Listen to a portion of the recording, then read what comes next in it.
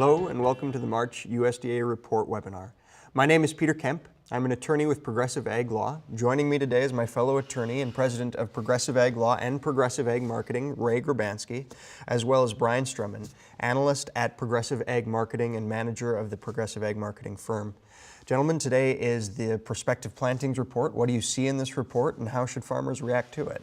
Well, what do you think, Brian? A pretty earth-shattering report. We thought it might be kind of boring, but they raised corn acres 3.5 million more than people expected, 5.5 million over last year. That's a big number. You know, it certainly is, Ray, and I think you look at the market, certainly we had that reaction coming out of the report at the 11 o'clock time frame. Again, I think traders were looking at 90 to 91 million acres of corn. We came in at 93.6. If realized, it would be the third largest acreage number since 1944. So initially we had some pressure in the market because of that. Well, 15 cents down, but why don't we run through some graphics first that we have, and then we can kind of summarize the report, and then we can get into our commentary on it.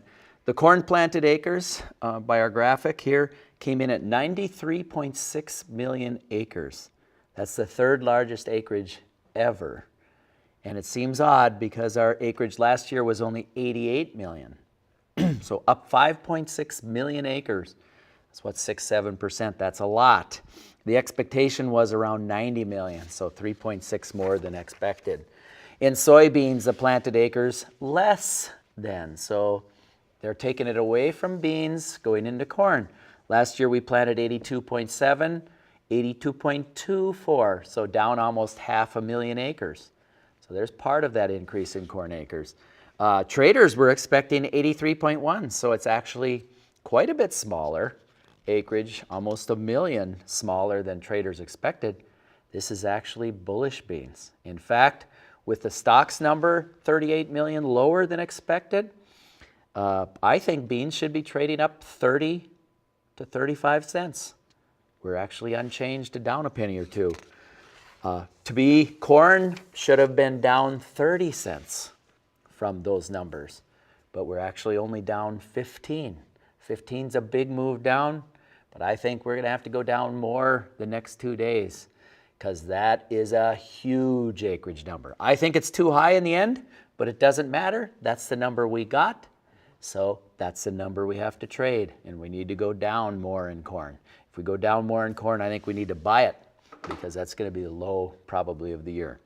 Wheat planted acres, here's where some of that corn acreage came from. The traders thought we would plant 51.7. We planted 49.6. 2 million acres, 2.1 million acres, less than traders thought. So there's where a lot of those corn acres came from, wheat. In 15, we planted 54.6 million acres of wheat. Now 49.6, 5 million less acres of wheat. That's almost 10%. In 1 year, that's a huge decline in wheat acres. Stocks was actually 16 million higher, but that's still a 70 million cut in wheat production and or stocks from what we expected. Wheat should be up 18 to 25 cents. Wheat isn't moving anywhere. So it's very surprising. Wheat and beans should be up fairly sharply, and corn should be down even more sharply. But we haven't moved there yet today. The market hasn't closed though, so there's still time to make some spread trades, buying beans or wheat and selling corn if you have the guts and the gumption to do so. Spring wheat acres is our last graphic. Last year 13.25 million, this year 11.3, so 2 million acre cut in spring wheat. Spring wheat growers don't like planting spring wheat. Some of my growers said, you know, I haul my wheat to the elevator and they dock me for my protein, they dock me for my falling numbers, they dock me for this. So they quote the board, you know, $5, I end up with $4.25. I don't like wheat. When I haul corn in or beans, the board price is $3.20 for corn, I get $3.20. And the board price for beans is, you know, not great either, $8.50. I get $8.50. But I haul wheat in, the board price is $5, I get $4.25. I don't like raising wheat anymore. And they have good varieties of corn and soybeans up here in North Dakota and South Dakota and Montana and shoot, even in Canada. And people are getting tired of raising wheat. So the big news from the day is that corn acres are pretty so high. Do you expect these projections to hold true as we actually get some real numbers now coming towards as farmers are beginning to plant now? That's a loaded question. Will they plant 5 million more acres of corn? 5.5 million? That's a big increase from year to year. And farmers are short money. They're losing 15% on any 2016 planted. Corn, wheat, or beans, doesn't matter. And last year's crop, if they sell it now, they're losing 20%. There's actually a carry in the market, but it's not good. I don't think anybody should sell anything, no matter what it is, whether it's corn, wheat, or beans right now. But maybe especially right now, wheat and beans, because they should be up, and they're not. But are they gonna increase corn acres 5.5 million and cut wheat 5 million? Boy, that's a big change. We already know there's 3 million less winter wheat though, so that's a done deal. We do, Ray, and that's a good point. And I think as you look at the spring and the weather, it's an early spring, and there's been a lot of planting progress taking place in the southern states, even up into the Corn Belt.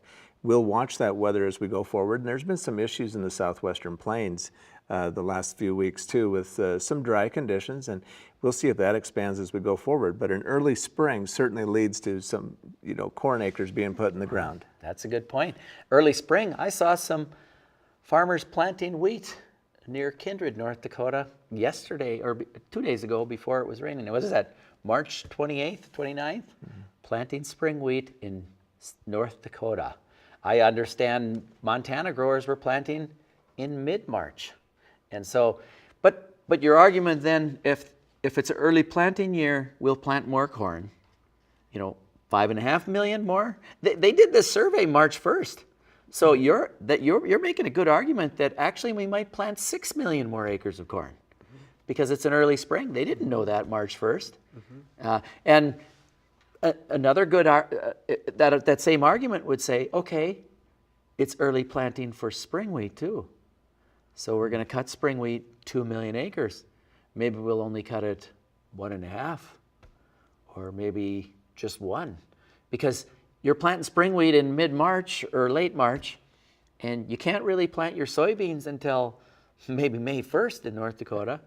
So what are you going to do for a month and a half?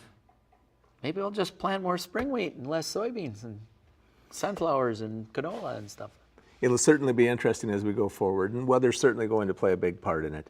As you look at the ag markets as a whole, and corn is king, and it's been king for quite some time, and especially in the Corn Belt and the southern states. And our acres here in North Dakota, Minnesota, South Dakota have certainly grown over the years too.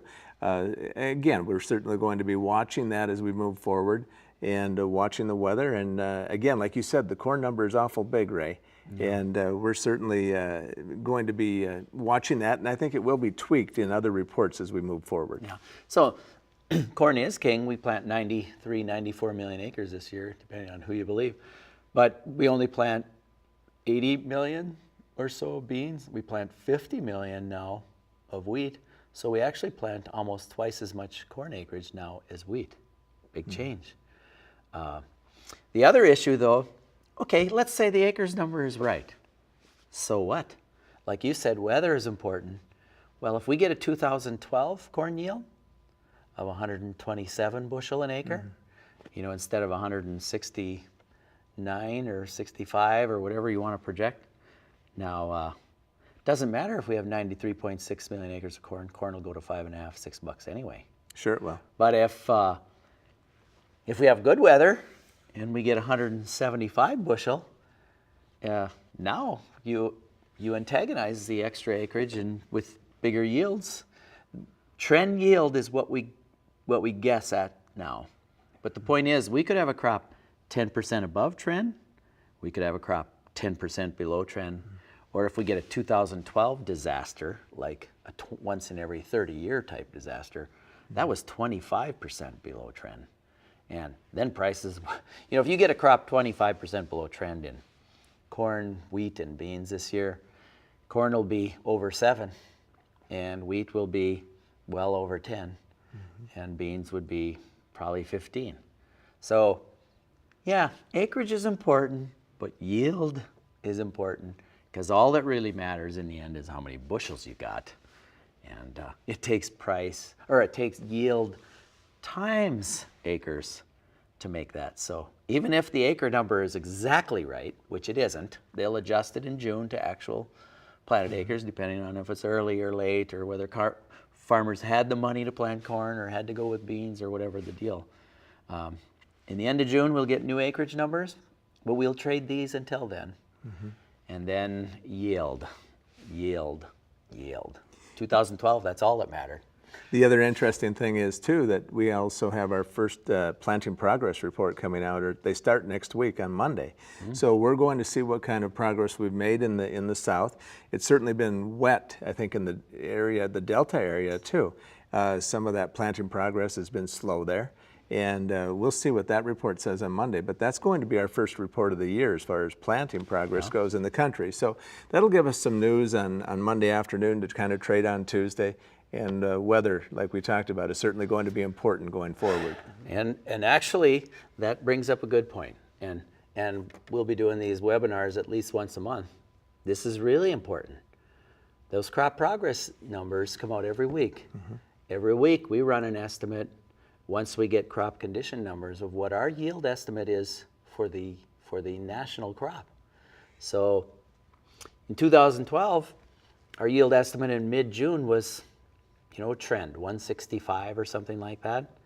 Every week from mid-June until mid-September, it dropped 2 to 3 bushel every week. And corn prices had to go up to keep up with it, had to go up,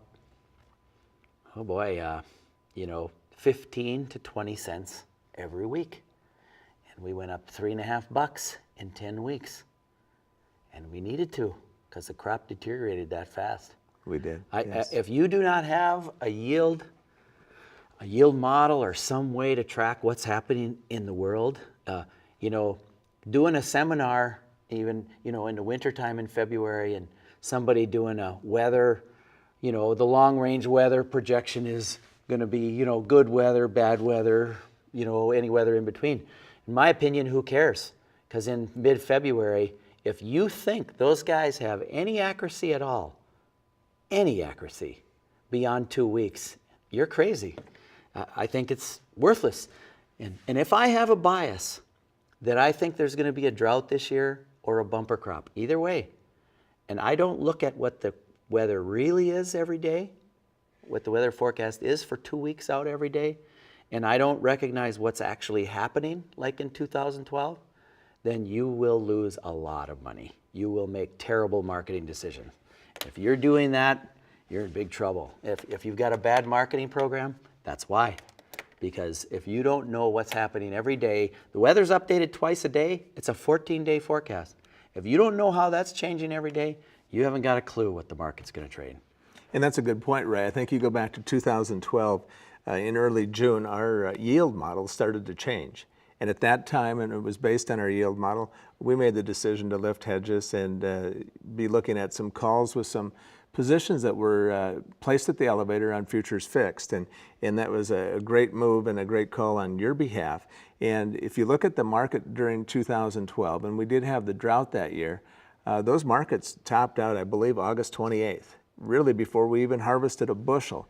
But the market had enough move in it that for that 2.5 months that we had that opportunity to price grain and multiple years of grain too. So like you said, Ray, I think the weather is very, very important. Ray does a great job of analyzing that in addition to making our recommendations. So again, I think there's other things and other components that certainly come into making a decision here as we sell crop moving forward. When you think about it, actually, since 2012, since June of 2012, prices have gone, that's 4 years, right? Correct. In 4 years, there were 10 weeks that we went up $3.50 in corn, probably $7, $8 in bean. I don't remember the number exactly, but we went up in 10 weeks that much. And in the other essentially that 10 weeks is most of the rally we've had in 4 years. We've rallied maybe 3 or 4, maybe 5, 6 other months in that 4 years. That's a total of what, 9 months we've gone up. That means the rest of the time we've been flat or gone down in the last 4 years. So why all of a sudden in 2000, 4 years later, we're talking about, in the next 4 or 5 years, land values could be down 30% or more. And could be a lot of financial stress in agriculture. Why all of a sudden, 4 years later, from the most profitable year in farmers' lifetimes, are we talking about farm bankruptcies and the potential for that over the next 5 years? Well, guess what? Prices are only worth about 35% or 40% of what they were 4 years ago. History repeats itself, Ray. We've talked about that before. Well, maybe that's true. Hopefully it doesn't. Right. But it might. So you've talked a little bit about spec trades. That the next few days after this report might be a good time to do some spec trades on a spread. You've talked a little bit about buyers who need feed in the next couple of days. Might be a good time to buy some feed. Do you have any advice for hedgers who are looking to plant or looking to prepare for marketing this current crop year?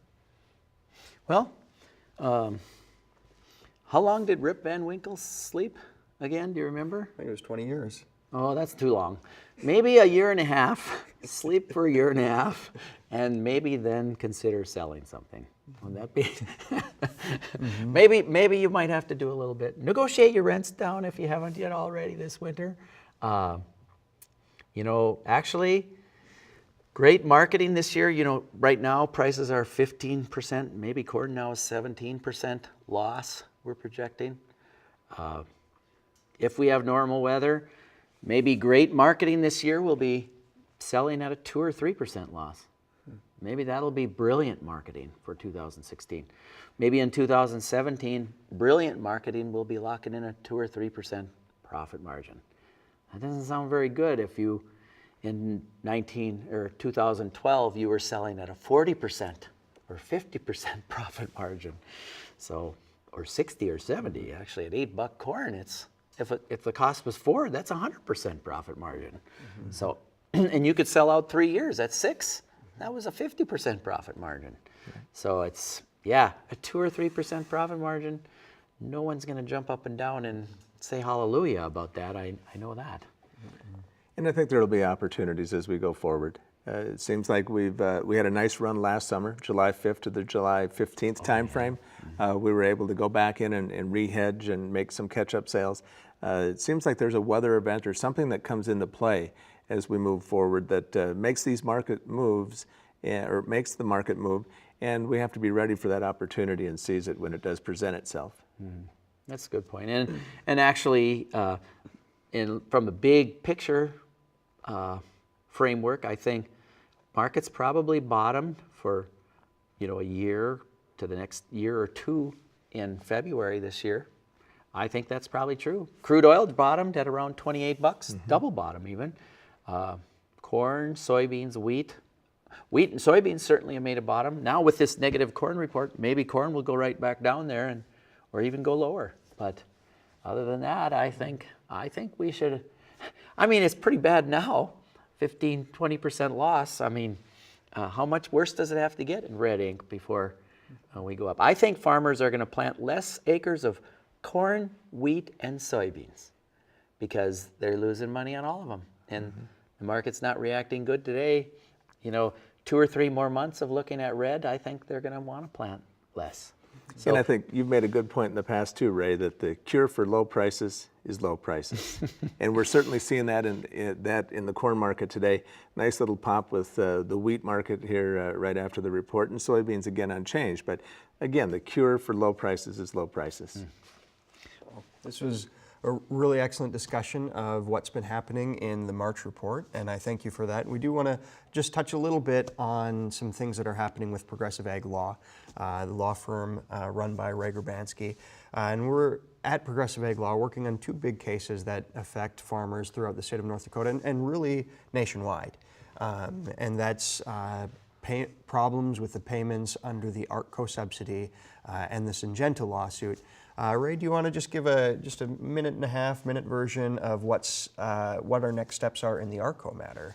Well, right now we're trying to get information really about what the yields actually were in those many counties that did not, especially if they were assigned an RMA yield, which we know is too high. Everybody seems to know that's too high that's looked at it.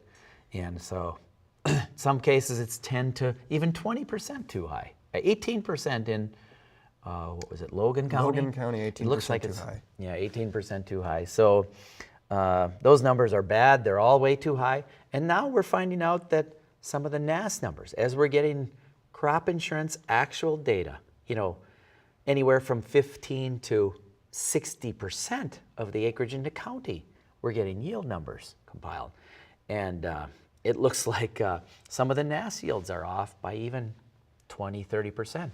But at least with NAS yields, you've got some that are way too high, and that actually just adds to the payment unless you're at the maximum already, and you got some way too low. So at least, on average, it's not a bad thing for farmers all the way around, but if you happen to be in one of those counties where it's 10 or 20% too high and you got paid nothing, and it's way too high, all of your farmer neighbors in that county say it's way too high. If no one in the county even got a yield that high, obviously it's too high. Yeah. And then now, there's a problem. And I think we're learning that the gold standard that some people say is NAS yields. I think they're great. They're the best in the world at predicting the U.S. national yield. And they're pretty good at predicting state yields.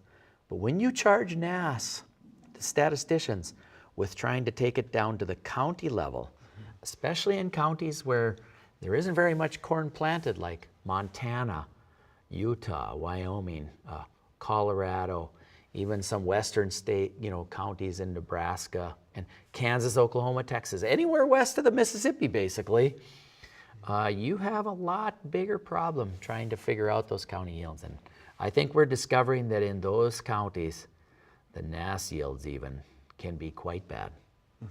So we are gathering farm data for counties that received a low payment, and we want to be able to lobby the congressional delegation as well as the USDA and FSA with real data from farmers in those counties to say this is what the actual yield was.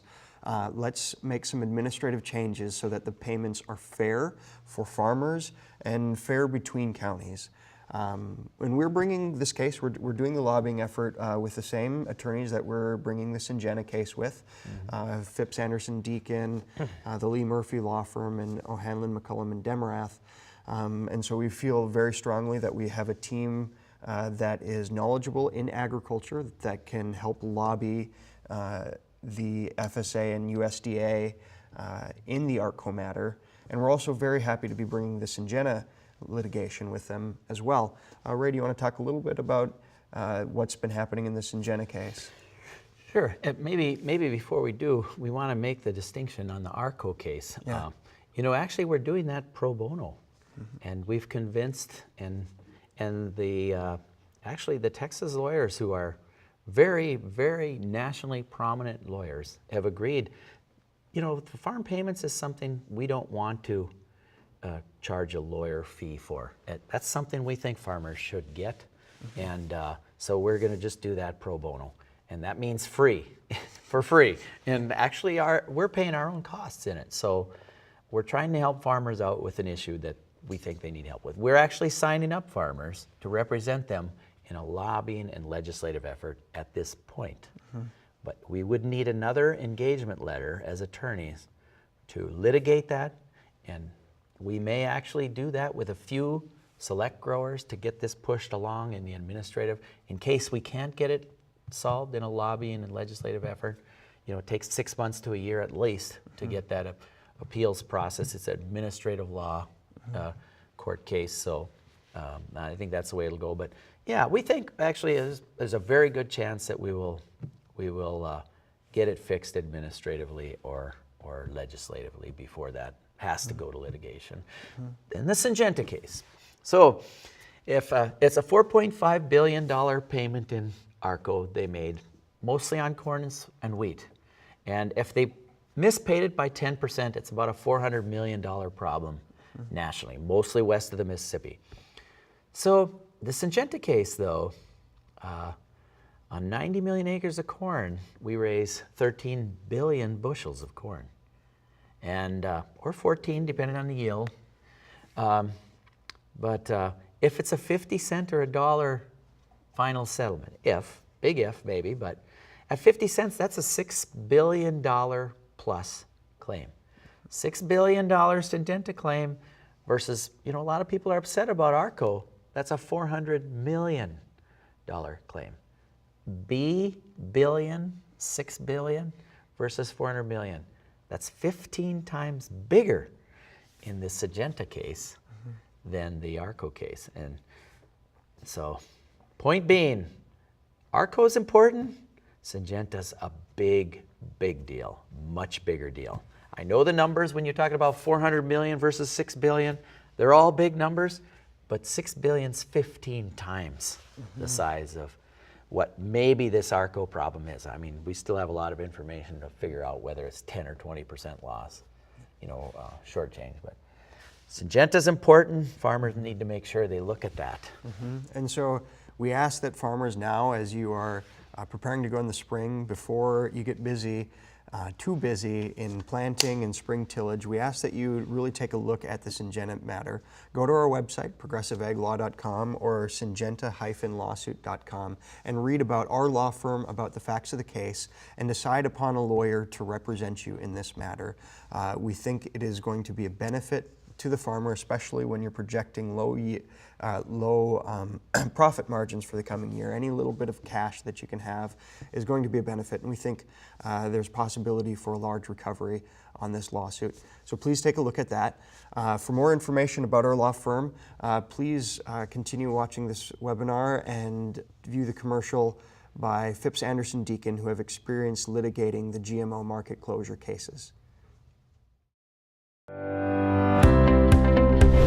My name is Martin Phipps, and I am from the great big town of Breckenridge, Texas. I grew up in a town I like to tell people had 3 stoplights. Those values you bring from a small town, being honest, telling the truth, and standing up and believing in something, is something that we do here at our firm. I'm Barry Deacon. I'm originally from Arkansas, grew up in a family law firm. Farming's been a big part of my professional life in representing farmers and agricultural related entities my entire practice. You may ask, why hire Phipps Anderson and Deacon? The best answer I give you is because we are so proud to represent farmers that it's the most important thing when you walk into our building and see what we do. Part of my background was being involved in representing a co-op of rice farmers against bare crop science in the rice litigation that began in 2006. With my background in the rice litigation, that's important because that was genetically modified rice that was being experimentally tested that contaminated the U.S. rice crops. That litigation is very, very similar to the Syngenta corn litigation where an unapproved trait was marketed to China. What you're going to find out in this case is when Syngenta released Viptera to sell to you, they hadn't even applied to China for approval. Because of that, they took a risk, and that risk ended with you losing the China market. When you're choosing a lawyer to represent you in the Syngenta litigation, every lawyer is going to tell you that they're the best. We don't have to say anything to you. We just want you to look at our record. We are the lawyers who tried and won the rice case. We're the lawyers that developed the damage models. We're the lawyers that got the punitive damage verdicts. The rice case settled for $750 million. I'm very proud to tell you that my farmers, the people that I represented, got $50 million more than everybody else. We get asked every day, is this going to be a class action? And I want to make the answer real clear. We're not class action lawyers. We represent individual farmers against Syngenta and other big companies. And why do we do that? Because class actions don't help the clients. They only help the lawyers. Each one of you farm differently. Each one of your damages are different. So what we believe is we're going to represent you individually and not like some class action lawyer. We are certainly not against the technology that Syngenta has come up with in producing their seed. We're actually for that technology because it's good for the American farmer. What we have a fault with is what Syngenta has done in marketing its corn. It's done it in an irresponsible way, and that has affected all of us. I don't know about you, but we need more places to sell our corn, not less. And so all we're asking Syngenta to do is to stand up and do the right thing. the same thing you do every day when anybody comes to you with an issue. You may ask what makes us different at Phipps Anderson Deacon. The answer is simple: is we care. I've been on a combine and I know how hard it is to farm. And because I'm gonna make sure when I get done with this case and I come and sit in your living room, that you're proud that I'm your lawyer.